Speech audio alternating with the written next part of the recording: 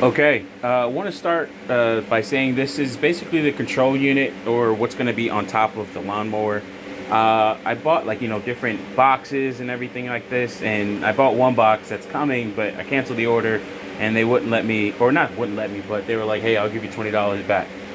I'm not going to use it. Like, it's a large conduit box. I paid like $203 for it. And I just kind of felt that it would have been inadequate. I went to Lowe's and I found this, and I was like, damn, I wasted $200 when I could have just had it on this box, which is like $69 and some change before tax. So this is a Craftsman toolbox. I think it's like 24 gallons, essentially, is what the volume is, or the interior volume. It has wheels here, which are great. And I'm actually going to be making a locking mechanism, which actually I'll probably do that here in a little bit. But I'll make a locking mechanism using J-hooks. Using these J-hooks, probably these eventually, but smaller ones over time. Or, yeah, I'll figure out. But, like, this is the prototype box. So, holes are in the wrong place. That vent has to be moved down. So that is the intake vent. And I just got a 4-inch vent that you use for... what is it called for those things? Dryers. So it has like a cover here, and even has this like little flap here that goes in there, but I'm not going to use that. Let me turn this fan off.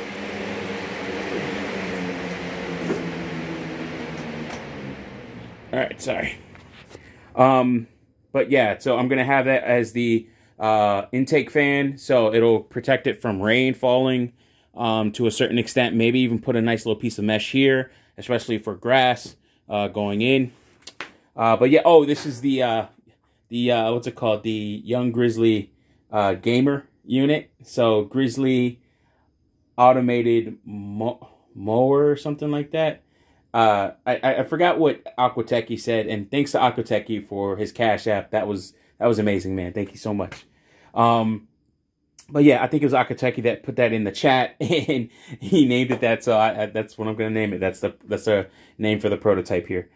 But yeah, so I got these are the mounting holes for the battery tray, and I'll show you a little bit in a minute, but this is the mounting hole for the battery tray, and I got some plastic washers here that go up against the bottom of this, just so I can somewhat maintain waterproofing or water resistance.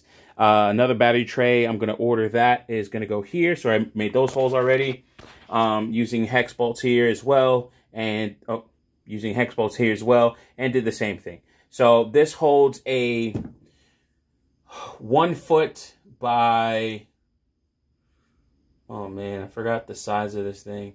One of these boards over here. But that board is 2 inches thick, and it was perfect. Like, oh, I had this because when they put the door in for this, for the pump house here, I had it already. So I just used a piece of that, and it's like freaking awesome. And that's treated wood, so good for exterior. So if any water does get into this, that'll be okay. So as I said, the wheel will lock, and I had a hole already drilled, and a bolt went all the way through there and then into the case, so that lines up with another hole. Probably can't see it because light. Anyways, but that lines up with another hole that goes into the box itself. But I was like, okay, well, that's not going to be easy. I want something where I can pull it out and then unlock the wheel and then make it easy to transport without opening this bad boy up. So yeah, so I'm trying not to do too many exterior, well, there's a lot of exterior holes already. So this is the intake, and then on the other side, I have the exhaust, and that won't have a shroud on it. I am going to move the hole down another 2 inches, just for clearance, so I can actually put the shroud on without having to, what I had to do with this on both sides was actually modify, the box itself. So I didn't want to do that, or I don't like that, and I don't want to do that. I want it to be where you drill a couple holes and then mount on whatever you need. Also, this will be pretty high up, if you will, because it'll be on the lawnmower deck where you would usually put your feet on a zero-turn lawnmower. And this would actually be on top of that. So it's not like it's going to be directly eating grass. The grass is going to be shot out. Say, for instance, if we're looking at the lawnmower from the front of it to where the seat is here, this unit, this right here is on the front or facing out from the deck. So you would be sitting behind it, and this is where your feet would be right here. So this is where that unit is. So it's like I'm doing a lot of protection for it, but it's like I want it to be durable and long lasting if anything happens or it gets caught in the rain or anything like that. And also, you shouldn't be cutting in the rain, but you know, if you're not doing it, then, and it's automated, then who cares?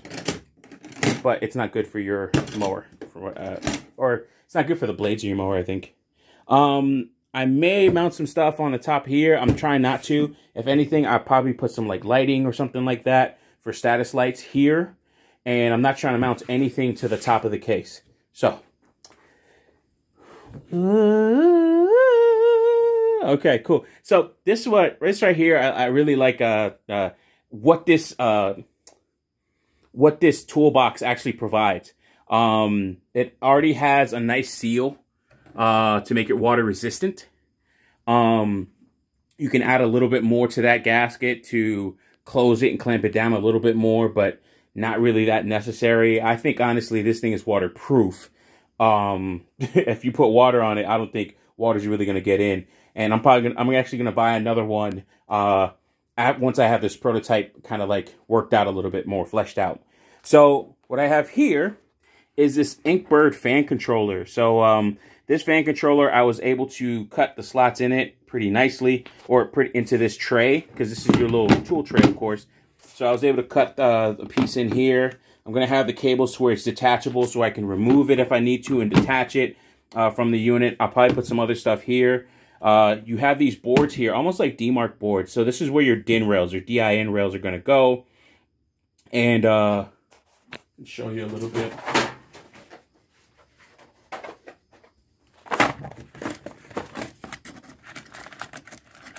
So these are just like your DIN terminals. These are cheaper ones, but it's pretty modular, so I can use this as a junction point. But I'll have the DIN rails, the rails that this hooks into, and I can clamp it onto there, and I'll have the rails running across here or down, depending. So honestly, going down would actually give me a lot more. Well, give me some more room. It depends, and then yeah. There's some more. We'll see how this all works. I got to get all the parts in. But yeah, I got a lot of these DIN rails here, so I'll have that for a while. Let's get this out of the way. All right, so yeah, this G.A.M.R fan controller. This is mainly for cigars. I had it centered here and measured everything out. So this is pretty much the center of this piece. And this is really nice how like this just fits in. I have it fitting in real snug. Also, it has these orange things to clamp it in place. So that's the back of the controller itself. I have the terminals exposed, and I'll run my wiring, my fans to it so that it can monitor the temperature and everything like that. We'll see how good it works if it shuts off, auto turns on. Auto turning on is going to be the biggest thing. So if it doesn't do that, then got to get it out of here. It's not going to work for me. But I do like the way it's mounted here, and I hope it works out for what I needed. And I think this is probably about. Oh man, this is the G.A.M.R. You guys want to? Oh man, I don't even have it here. That's on the other piece that I have somewhere else.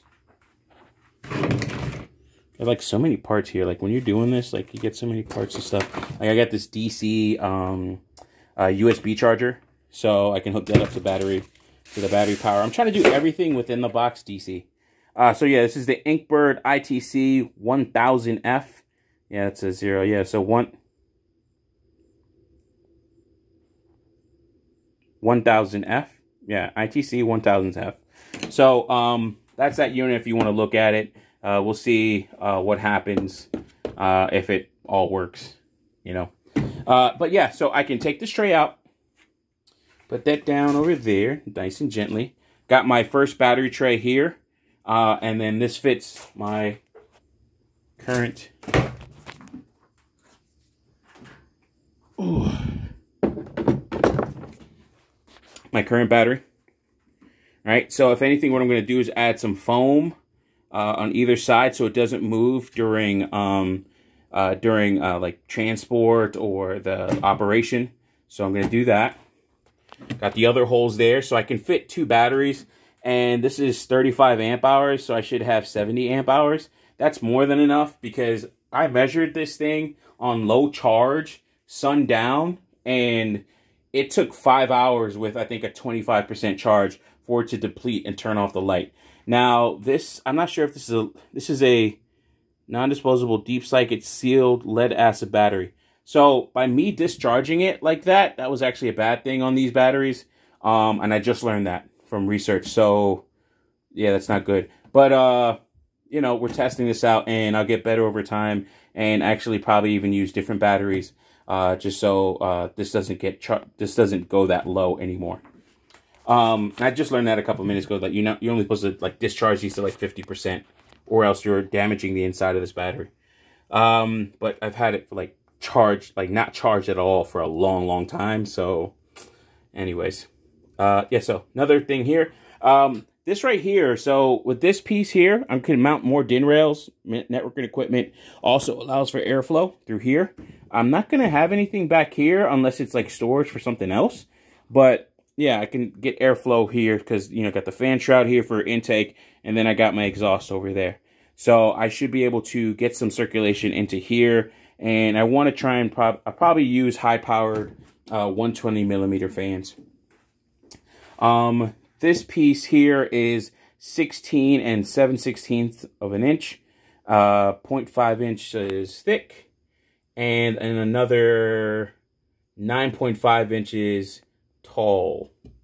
So yeah, or long or whatever that would be, depending on your orientation there. But yeah, so these boards fit perfectly. I measured it out in the store. I measured it out and then got the right thickness in the store and then cut it to fit. So I still have like a good piece there. And that's those 2 pieces cut out of there. So yeah, and then this one is 16 and 7/16 of an inch long, 5 inches tall on this one, and a 1/2 inch thick. So this is a 9.5 inch tall. So, yeah, and then this board down here, I haven't measured this one out. Let me see what this is. What I used for all of this, by the way, and I was going to do it in live stream, but I'll do it here now. I make paper templates for all my stuff. So, the 120 millimeter fan holes, the battery mounting area, you know, which side, the orientation of all of this, and the actual holes. This is 1 square inch from the edges, so 1 inch, 1.5 square inches from the edges, all right? And I do it on both sides and put a 5/16 bolt in there. This is the entire back of the battery area here. So I usually lay it down like this, put it together with tape, and then measure out and then say, hey, this is the case hump here, because there's a slight hump there. Sorry for the lighting. Slight hump there. And then this is I consider this the dip where it drops off. So I have that line there. So, and then for this board, this is 15.25 inches by 15 inches. All right. The board itself is a 1/4 inch thick board. So fairly thin, as you can kind of see right there. So that's a 1/4 inch thick board there. And I have that bolted to the bottom on top of the foundation. So that added the space. And then this allows me, like kind of demarcation board. We could use it as a stud, right? And then I can mount all my stuff to it, such as like, probably like right about here or so.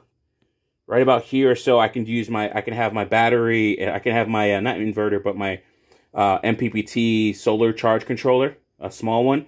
I ordered that. That should be coming in this weekend, just in time for my birthday.